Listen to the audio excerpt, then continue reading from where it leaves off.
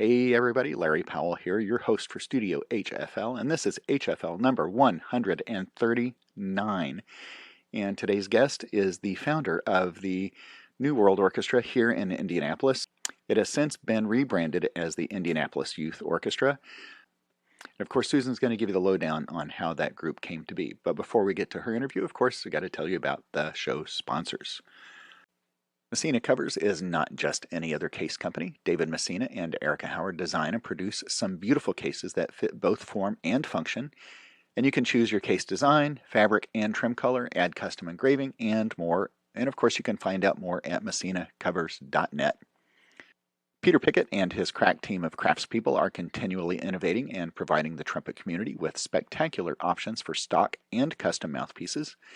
He and Eric Murine can help you find just the right size to fit your needs, and you should definitely consider trying the acrylic cup and rim. And if you're in the market for a custom trumpet, then Peter and Eric can build a Blackburn trumpet just for you. Check them out at pickettblackburn.com. To stay current on what's going on with Studio HFL, you can follow me on social media on Facebook and Instagram. And you can watch the live and pre-recorded interviews on the YouTube channel. And while you're there, go ahead and subscribe. My first experience with a Hammond design mouthpiece has turned into a bit of obsession. There is something very comfortable about playing one of Carl's mouthpieces. The comfort, response, and sound are part of the HD experience. Try one of the stock mouthpieces or have Carl make you a custom one. Either way, everything is better in HD, and you can find out more at carlhammonddesign.com. If you're enjoying this podcast, I hope you are, I would love it if you would take just a couple of minutes and go to Apple Podcasts to leave a star rating and a review. Doing so will help improve the visibility of this podcast and draw more listeners. When I first tried an Eastman B-flat trumpet, I was blown away by both the playability and the sound. And the more I found out about the company and got to know the people, I knew that this was a company I wanted to have a relationship with. There is a drive for excellence in design and production of every instrument, not just the high-end products. And the proof of this is that the one and only Doc Severinsen helped to design the Eastman beginner trumpet model. I still play that B-flat and have added a spectacular cornet and flugelhorn to my arsenal. You can find out more at eastmanwins.com. I'd love it if you'd visit the Studio HFL website and sign up for the weekly newsletter. And while you're there, you can also visit the merch page and buy a Studio HFL shirt for yourself and as a gift for someone else. Of course, you can do that at studiohfl.com. My current situation with my C trumpet is a bit ridiculous. My Shire C, which Samantha Lane helped me trial and choose, is the most versatile C I've ever played. The same goes for the new Destino designed by Doc. This horn sizzles when I need it to sizzle and is as smooth as silk when I wear my never mind. Anyway, the line of Shire's trumpets includes the Q series, which are production models, and the custom series. Either way you go, you'll love the sound you get, and you'll also experience exceptional customer service. Find out more at seshires.com. Here's how you can access exclusive content like the interview excerpts. I'd like to invite you to become a part of the Studio HFL community by going to Patreon and choosing from one of the 4 tiers of support. You can help to financially support the show for as little as $36 a year. That's only $3 a month. Benefits include exclusive access to interview excerpts, a behind-the-scenes report, an invitation to be in the room with a guest during an interview, product discounts, and more. You can join the community of faithful supporters by visiting patreon.com/studiohfl. And now, on with the interview. Thank you very much. And it's nice to see you. I have popped in to Sunrise a couple of times and bought things for the boys and Jenny, but I usually miss, hello, Kitty. Hello. I usually miss you or Katie. You guys still have quite a few people working for you over there. Yeah. Well, I don't feel comfortable going in there right now. So I have to have somebody who would work for me. And then she's making donuts in the middle of the night. Yeah. So by the time the store opens, her day's almost over. So it's none of it is a good situation. We're just trying to make it work. Yeah. Well, I'm glad you're still able to open, even though it might be reduced. I'm still glad you're there. And I'm sure a lot of people are glad you're there. thank you very So, much. I appreciate that. I have had a blast this week because my focus this week has been talking to Henry Leck, of course, Adam. I talked to him earlier this week. I'm talking to Josh Petty tomorrow. Okay. And Eleanor Burchetti is on the docket to talk to her, of course. Oh my gosh. But yes. It's the whole focus has been all this local talent. I mean, Indianapolis has so much, and even though it might be short history in comparison, right? I didn't realize the children's choir and New World had started as recently as they had. But I'm thinking people would love to hear from those in the know about these groups, and I've had a blast learning about them. And when I was thinking about this, I thought, well, I can't not talk to you. I mean, you've got hopefully a lot to share about how things came about, and I'm not looking for embarrassing stories, although Adam told me one. Adam told me about both. yeah, he told me his first concert that you let him conduct, he forgot his tux pants. Oh yeah, he did. Yeah. Yeah. That was so great. And he's not the only person that's ever done that. I had a soloist who was playing with the orchestra who forgot his pants. It's never the whole thing. It's just the pants. But luckily, most, especially professional orchestras, they have extra stuff of that nature backstage because it happens to everybody. So yeah. That was so good. Well, I'm going to do a formal welcome. Susan Kitterman, welcome to my podcast. Why, thank you, Larry. It's a pleasure to talk to you. And I have to tell you, I was scared to death of you back when I first heard about you, because I heard about this New World Youth Orchestra and Susan Kehrmann, and it's like, I don't know what in my mind, I figured you maybe like a Toscanini. I don't know why, that I had no reason to base that, right? Well, Jen would attest that I tried to project that image. Well, no, I mean, she would actually say otherwise on that. But, and I'm glad that once I finally met you, that was completely dispelled, that. Yeah. That Oh, that's so gone. Funny. Oh, that's so funny. Yeah. No, I think I was the opposite of that, actually. If you were to think of it. Yeah. But that's funny. Well, of course, I want to get to New World, but I want to find out a little bit about yourself too. I mean, you are not just a conductor; you are a musician who, I mean, you didn't start with a baton. Did you start with piano or voice or an instrument? I started with piano, and then violin, and then through no fault of my own, I switched to viola, and which I loved, and never looked back. And so those are my two basic instruments. And it wasn't until I started playing the viola that I realized all these other instruments in the orchestra and the parts that they were playing. Because when you play first violin, all you heard, you just hear yourself. And I really did not enjoy that very much. And you always play the melody, or almost. So I wasn't that interested in that, but in the viola section, you could hear the winds and you could hear cellos, and the second violin part was actually very interesting, and you could hear the basses behind you. And I think that's where I first started getting interested, probably. And so was this through, now are you in Indianapolis as you're growing up? And No, I'm from suburban Chicago. Which part? Well, I'm from Arlington Heights. I moved there when my family was 9, when I was 9. Gotcha. So then viola through high school and into college? No, I didn't switch to viola until right before college, because I was going to audition for IU anyway on piano. And then I found out that William Primrose, probably the most esteemed violist to ever live, was still teaching at IU. So that was it. So I decided somehow to try to get in on that, which I was able to. And so I was able to study with him for a year, which was just fantastic. What, well, I can imagine the size of the studio, and it's not just undergrads trying to get in with these big name professors. You've got master's and doctoral students trying to get into those studios as well. So the competition is fierce. Yeah, it really was. I always kind of contended it was a fluke, but I've come to find out that a lot of people operate under that premise that they're only in this music school because someone didn't notice how you really played, or everybody, or everybody's better than you are, or Right, whatever. right. This must be a mistake. Yeah. But oh, I really loved I loved the year I spent with him. So And now it wasn't just a year, and you no, finished. no, I went to IU the whole time, but Yeah, he yeah. retired after my first year. Oh, got So it. So how'd you enjoy playing in the university ensembles down there? I really liked it a lot, Who was actually. conducting at that point?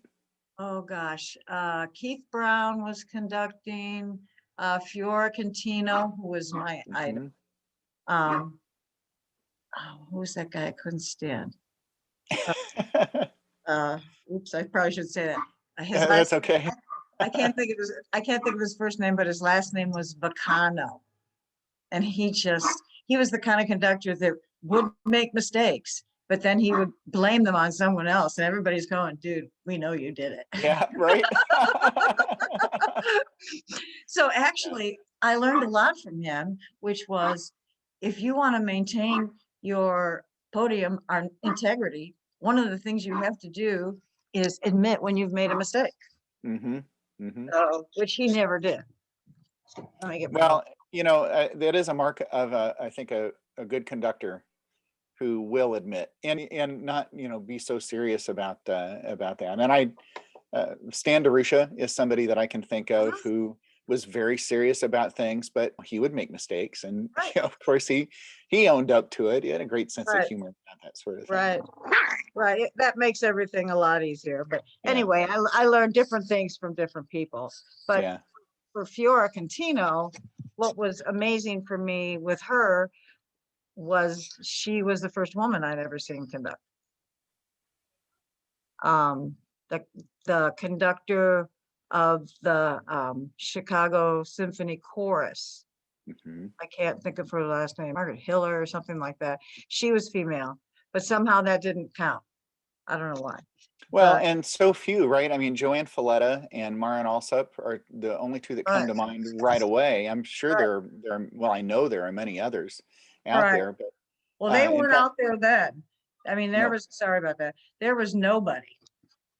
And so Fiora was really, to me, really a pioneer. And then Hmm. she did opera. And so that was, So is this along the line of when the conducting bug bit you? When did that happen?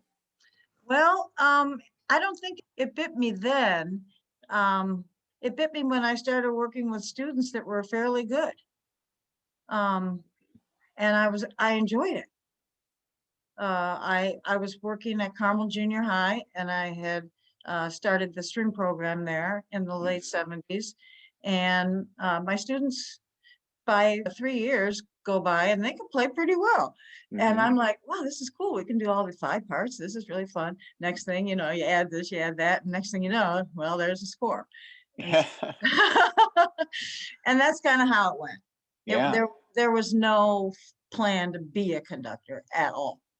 So your degree was music education. That was your Yes. intent. Oh. Uh-huh. Uh-huh. As a matter of fact, my worst grade in college was in conducting. Oh well. But Well, sometimes it works out that way. yeah. Uh, so how long were you teaching in Carmel? I taught there for 4 years, from 78 to 82.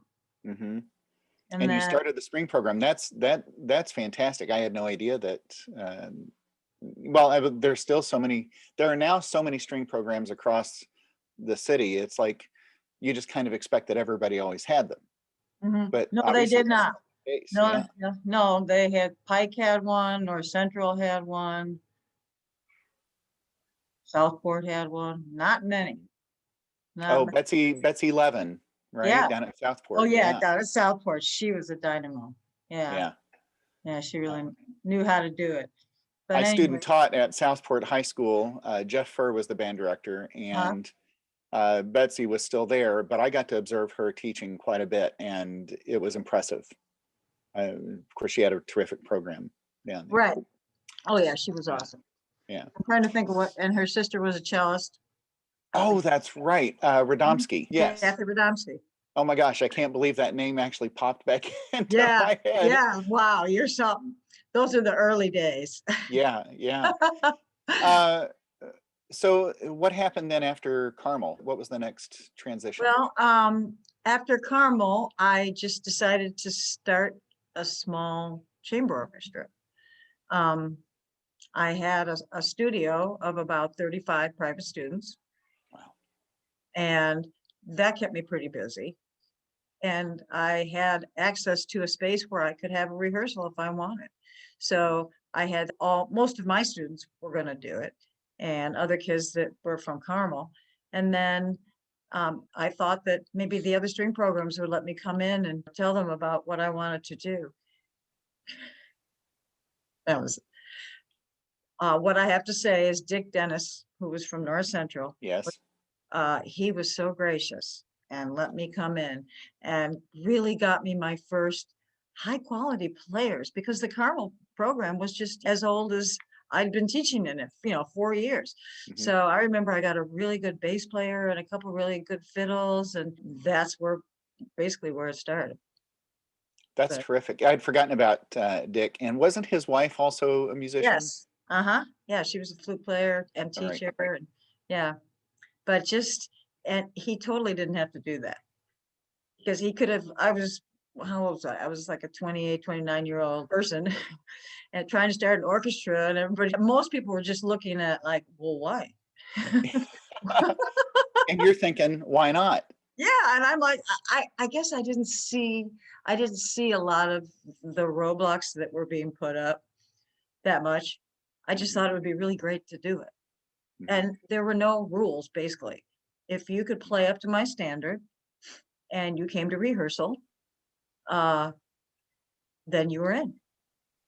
And you didn't even have to take private lessons, because if you could play up to what I needed you to play and you weren't taking private lessons, you were a genius. So it went without saying. Yeah. So I was trying to just not have any rules, just have people that fit what I wanted and were willing to commit to it. So what was that first season like? And you might not even have thought of it as a season, right? I mean, it would have just been. It was a season. It was a season. Yeah, it went from November to I think like March. Mhm. And I think I had 18 kids in the first year. And our first public performance was in the Glendale Galleria. Yeah. And it was something else. And then our second performance was at Second Presbyterian Church. Oh, wow. Yeah. Yeah. That's a big step. I remember Glendale. Of course, I mean, it resembles nothing.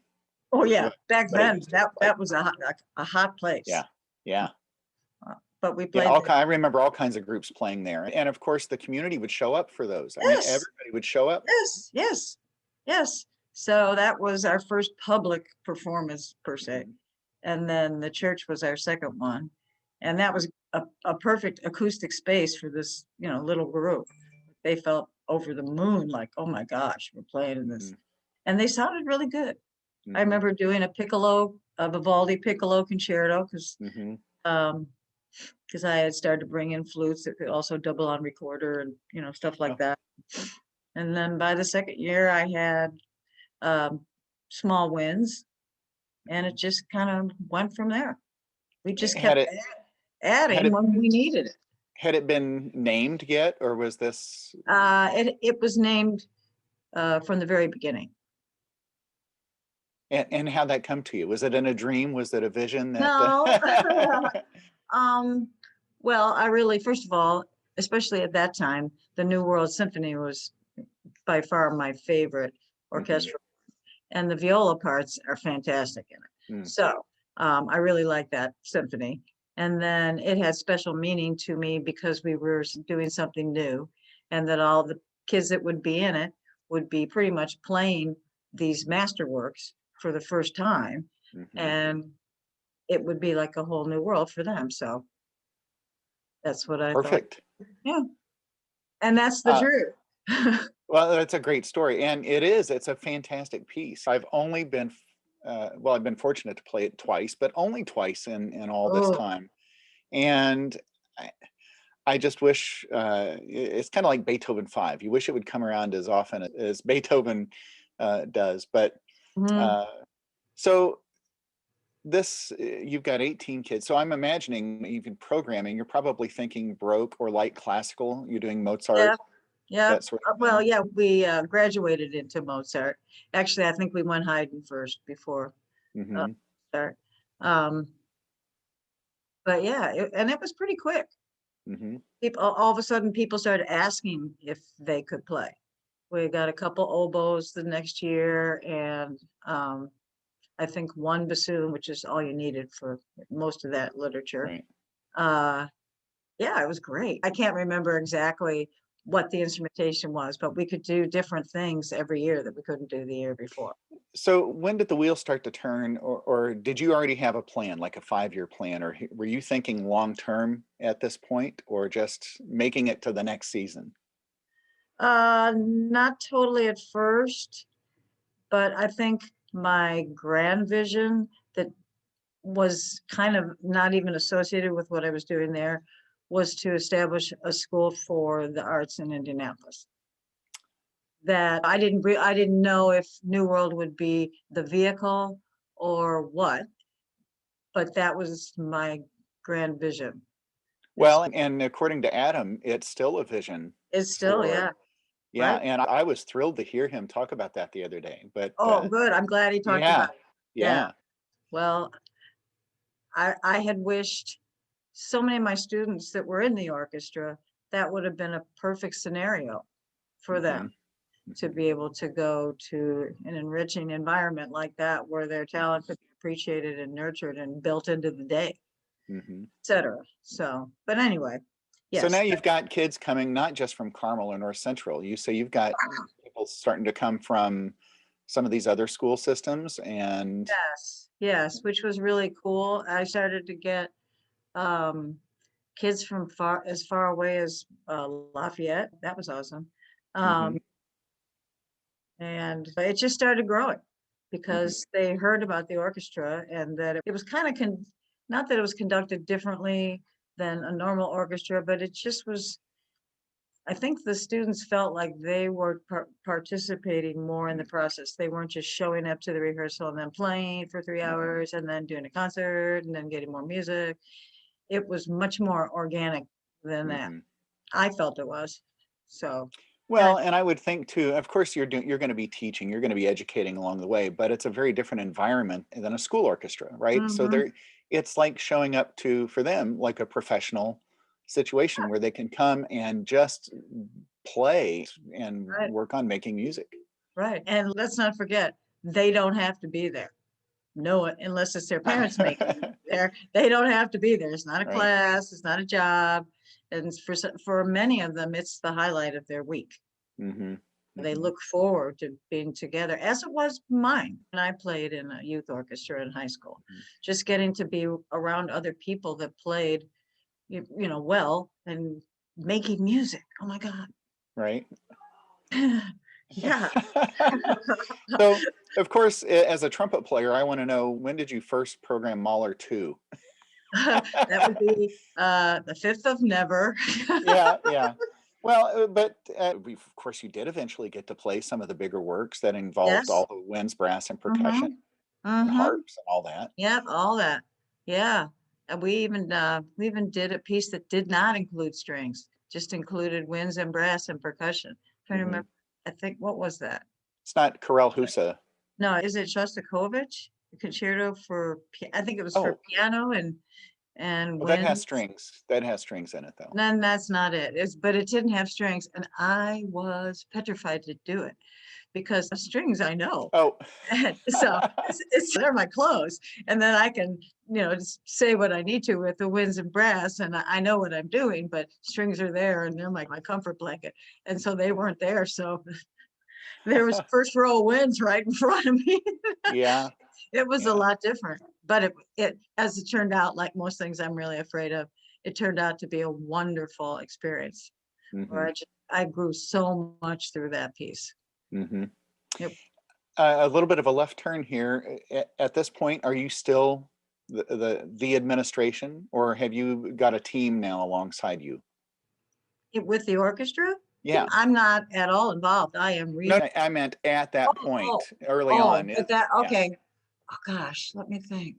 No, I was still doing it by myself. Um, Librarian, oh everything. I yeah, mean, you oh were. yeah. You should have seen, you should have seen our living room. I had stacks of music all over the place. My family remembers, I'm sure, more than I do, but yeah, it was pretty serious. And then I had a woman who brought her kids down from Peru, Indiana.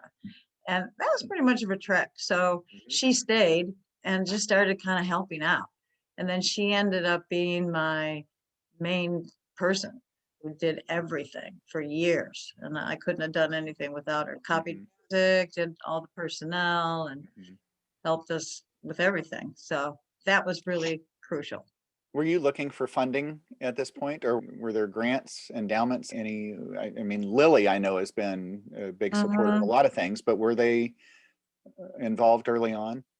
Well, in our second year, we got one of our members' father was heavily involved in Methodist Hospital and also connected into the Lilly Endowment. And he Mhm. thought that we ought to meet the Lilly Endowment. So that was our first introduction into the world of funding in Indianapolis. And I Mhm. was so grateful because I don't know that I could have ever gotten it. And I've what they and so we got funding from then, and then we went to the Clues Foundation, Mhm. and I don't remember how much we got, but we bought metal folding stands with that. But that was huge. I know that was huge. Yeah. You know, because we didn't have any, so kids had to bring their own stands, and that was sometimes a problem. Yeah. Now, But where were you rehearsing at this point? Were you in one of the schools? well, we started actually, I think for the first 2 or 3 years in Carmel Friends Church, which is on Main Street, Mhm. Carmel. Yep. And then I think we moved down to North Methodist Church at Mhm. 38th, where we stayed for a long time. But we rehearsed in some other uh, colorful places like Central, what did they call that? Used to be a Central Christian Church on Central Oh, yeah, yeah. before it was redone. Mhm. It, it was pretty scary. Yeah. And other places. Yeah. We were always looking for a home. And then we rehearsed at the Circle Theater for many years. That was Mhm. a dream come true through generous funding from a donor. Yeah, because that's not a free, yeah, let's just open the doors and let you in, right? That Never under any circumstances is that ever free, right, right. who you are. Yeah. So, yeah, but someone thought that would be a great experience for this orchestra to be able to be on that stage and be able to hear themselves and mature. Because I mean, we had Mhm. some, I'll just say, funky rehearsal situations. Well, you So make do, right? I mean, you do you what you have to do, yeah, yeah. but that changed everything Mm-hmm. because we were performing there a couple times a year, so we already knew that it was, the Mm-hmm. best for us to be. But then when we got to rehearse there too, it's just we changed overnight. Mm-hmm. Did you ever play at Clues? Yes, several times. I'm just imagining, of course, the Clues is such a huge stage, especially deep. I mean, it's much Hmm. deeper than, well, it depends on if they've got the shell, but um, so if you were at Hilbert, and I'm just thinking out loud, then the ISO had already relocated from Clues Yes. to Hmm. Hilbert. Yeah. Yes. Okay. Yeah, And I need to go ahead. in Clues Hall, we would oftentimes be collaborating with the Indianapolis Children's Choir Hmm. or something of that nature. Mm-hmm. Not always, but we did a lot of concerts there with them. Mm-hmm. So when did you meet Henry and how? Well, I think they started a couple years after we did. I don't know. 80, 86 is what he told 86. me. Okay, yeah, we started in 83. So we were kind of on the same wavelength, kind of doing the same thing. So Yeah. I don't remember. I'm sure it was through Butler somehow, but I don't Mm-hmm. exactly. But our organization started performing together pretty early on, and it was a really great relationship. We got to do some fantastic larger works. Like, for instance, we did the Mozart Requiem for the National Firefighters Convention here in Indianapolis right after 9/11. I remember that. I was part of Yeah. a Herald trumpet group that played for those. It was down on Pan Am Plaza or somewhere in that area. Yeah, I Yeah. remember that. And if I'm not mistaken, I may be wrong, but I think Adam may have played second trombone, which had Oh, solo. I the know. tuba mirum, right? Yes. Actually, he did mention that the other day. Yes. He did. That was such a Um, performance. I'm trying to think. I'm just baffled, but I'm also so grateful that Indianapolis was so accommodating, not just accommodating of two new groups for young musicians, but that both groups really flourished early on. They really did. They did. And I think for me, I was really fortunate in that very first year where I only had 18 kids and 16 of them were my students. I got a group of parents that decided that I should incorporate, that I should be a not-for-profit organization. How would I ever have known that? Well, Mm. answer, never. So one of the parents was a CPA and he got the articles of incorporation together and they pulled that off, which then opened us up to the world of funding. Mm-hmm.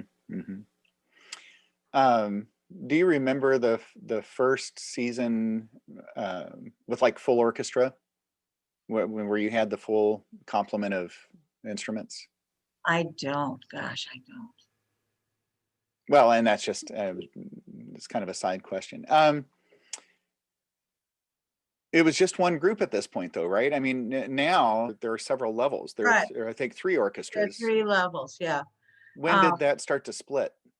well, as more and more people became interested in auditioning for New World, like I said, you had to play to a certain standard, and um, especially for violins. And so there's a cutoff basically for violins of if you're playing this repertoire or below, then you're not ready. And there were a lot of kids that were just on the cusp. They were almost ready. They played beautifully. They did the Vivaldi A minor concerto like a demon, but that was the end of it. So we decided to start a second orchestra where these people that were at the top of their skill could get together and work on orchestral skills. And that was when Indianapolis Youth Orchestra was started. Mm-hmm. And Eleanor Brachetti was the conductor, and she did a great job, as you would have. She conducted? Yes, Well, I can believe that now. I mean, she's such a talented person. yes, she is. Of course, I first knew about her because Suzuki. Because the first time I met her, I was at University of Indianapolis. I walked into one of her classrooms on a Saturday morning when she had all of her students in there, and I didn't know anybody was in there. I opened the door to go practice, and I was like, "Oh, excuse me." And then I found out who she was, and of course, I hadn't met Jenny at that point. It was a Right. couple of years later, and found out that she had been a student of Eleanor's, and it's so neat to see how tightly knit, small world this. And how everyone was so supportive of one another. I mean, and if you really think of it, Eleanor's String Academy, her Suzuki Academy, fed it. I mean, that really fed into our system. And Mm-hmm. our system inspired kids to want to play those instruments and go into her system. You know what I mean? So it was just integrated, going back and forth. Mm-hmm. And Was April Cole involved at all with your group? I knew she was with Suzuki. I just didn't know if not with my group. no. Okay. Specifically, no. Yeah. Yeah. No, but yeah, it took a village. I mean, I hate to say it, but Mm-hmm. Mm-hmm. But And she, this became your life right from the beginning, right? I mean, you were teaching a little bit, but I mean, at some point, did you give up the studio? Did you give up well, all private lessons? I kind of had a tandem goal at that time. One was the orchestra, and the other one was to start a family. And so I accomplished both. And our first son was born at the beginning of the second season. So we always say the orchestra is our first child. Yeah, there you go. Yeah, because the child was around. Yeah, the Yeah, orchestra was around first by one season. by one season. But he heard all of that, so, and later played in it, so it's kind of funny. My oldest, I don't know if you've ever met Nick, but he's 31. Oh, I haven't. And quite a good musician. He went through, actually, Al Slidham at his Southport Middle School for 2 years, and then he went through Carmel High School for 4 years in the band program. But he was probably like your kids. He went with me to all my rehearsals and most of my concerts, and so he absorbed Right. that. You can't help to not become a good musician, you know, if you want to do that, because you already know. Yeah, it was right? there. Yeah, It was there. it's like learning another language. Absolutely. Yeah, if they speak it around you, then you learn it. That's kind of become a way I've explained teaching to my students. I said, your parents didn't stand over your crib with flashcards. This is the letter A, right? You absorbed, you listened, and you learned to mimic. And later you saw the symbols and knew what they meant, which is kind of along the Suzuki method, which is another reason I like that. But that's an aside there. So here we are, really, barely 40 years that New World has been in existence. Is that right? If it was 80, you said 79. No, I started in Carmel in 78, but New World started in 83. Oh, 83. I'm sorry, you said that. Okay. So, wow, coming up on 40 though. So can you imagine? No, and I asked Henry the same thing. Could you have ever imagined that your group would have reached this scope?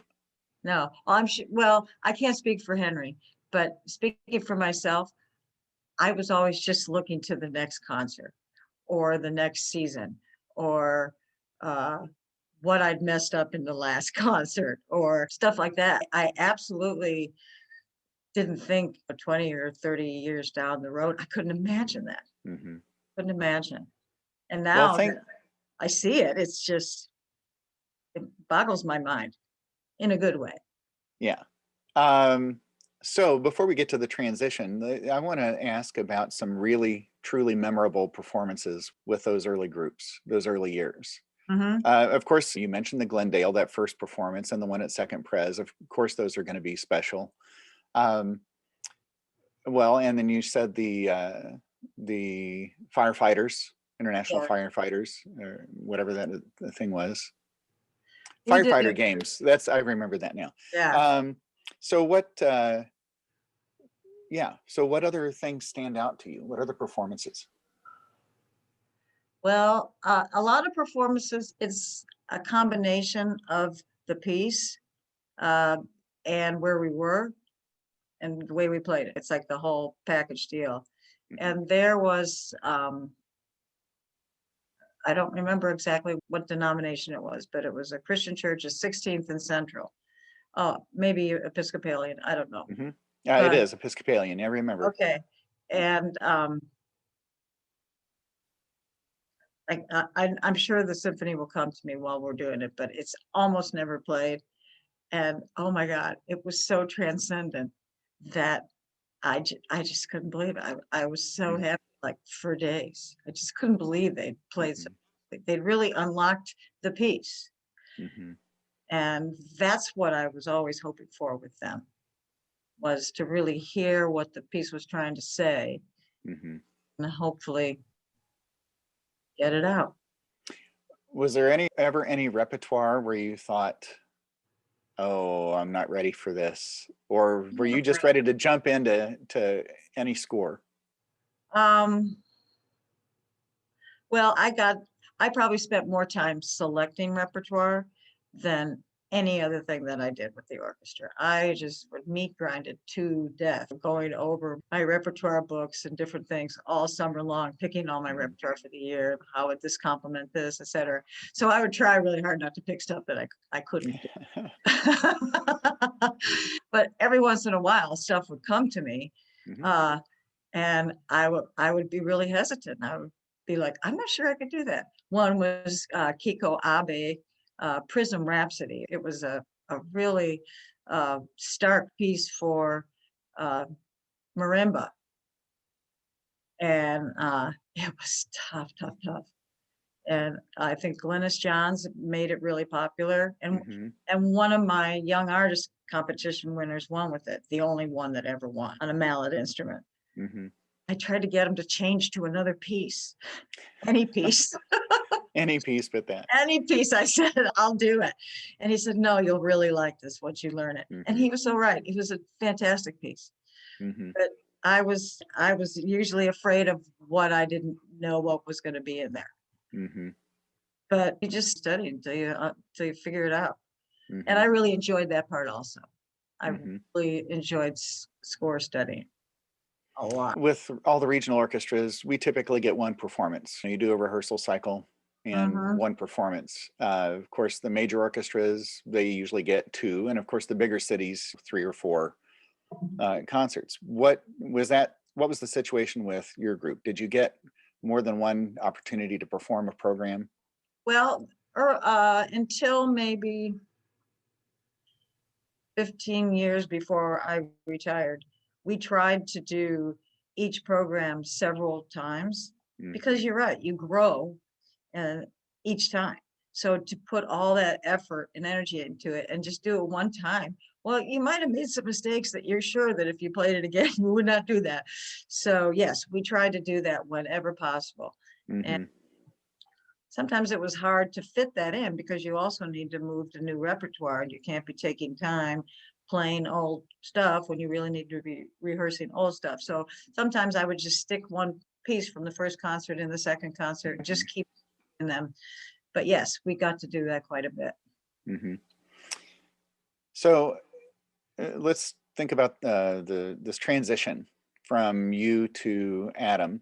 Mhm. And you had said on the phone earlier, you had said it was about 15 years, right, before, and you started thinking about this. And you said uh, two times you've really prayed for the orchestra. Once you said was for the right person to come out or right become known to you, and then the other was for bassoons. Right. I'm not lying. Oh, golly. Well, in terms of a person that could take the helm of this organization, it's such it's built on principles that aren't altogether just orchestral in nature. Um, there's a lot of psychology and there's a lot of character building and there's a lot of personal responsibility. It just goes on and on. Things that really matter in this group that we really take seriously. And so I wanted to make sure that somebody really got that. And that's really hard to get.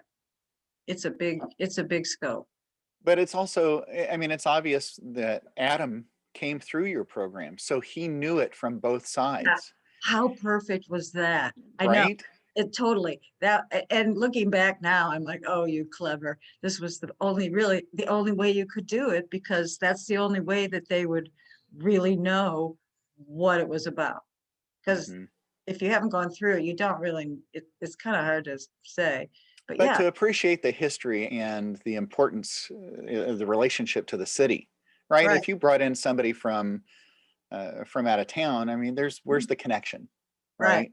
Oh, yeah. And he had relationships with high school band directors and he had gone to school here locally. And yeah, it was great. Hmm. Great. But yes, the fact that he'd gone through the program meant everything to me. Hmm. And he'd even gone to IU. So we'd even had that thing in common.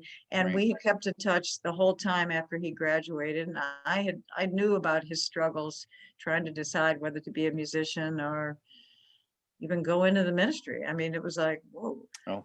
So there, I think When this he kind of covers the best of both worlds, don't you think? Absolutely.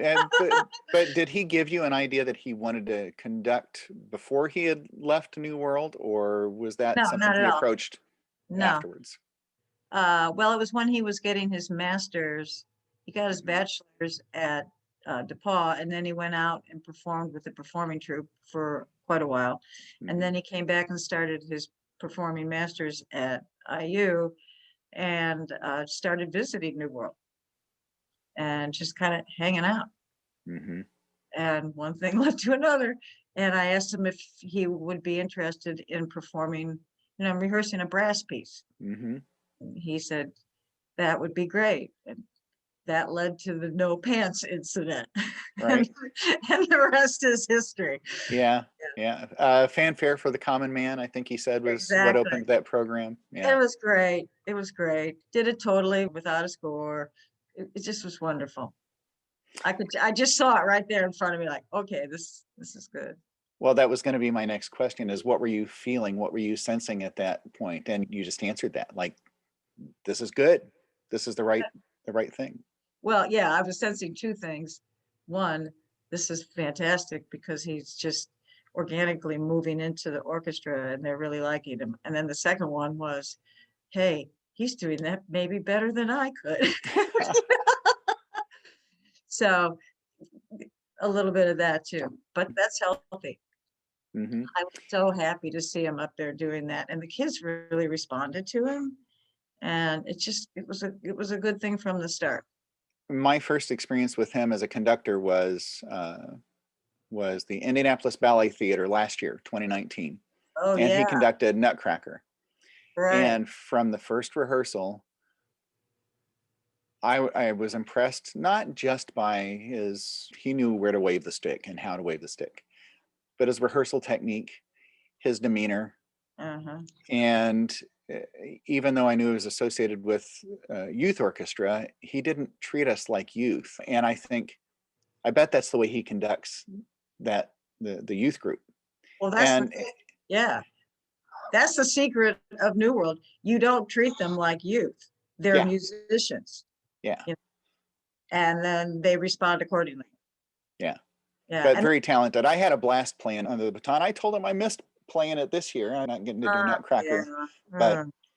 but so now this is, of course, a big entity. You've got a board of directors. You've got who knows how many people involved in this. Well, you probably know how many people are involved in this. A lot. A lot. I think it's just fantastic that it's gotten to this point. And something Henry said with the transition with Josh Petty, he said Josh came to him and said, "What about your legacy?" And Henry told him, "No, now this is your legacy." Right. Right. And I think, wow, but to hand over the reins, but I mean, it's still, Susan Kehrmann is going to be associated with that group.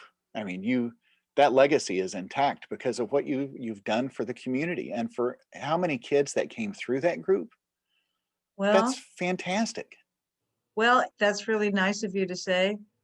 My whole life, I wanted my life to have meaning and to feel like what I was doing was valuable. And I have to say, with the orchestra, I never had 1 second of doubt that what I was doing wasn't the right thing to be doing. I knew every second. And that was really helpful because it made me work really hard to be the best at it that I could. Yeah. So that was helpful. Well, I think you were wildly successful in that. Thank you very much. So what is your involvement now? Well, very minimal.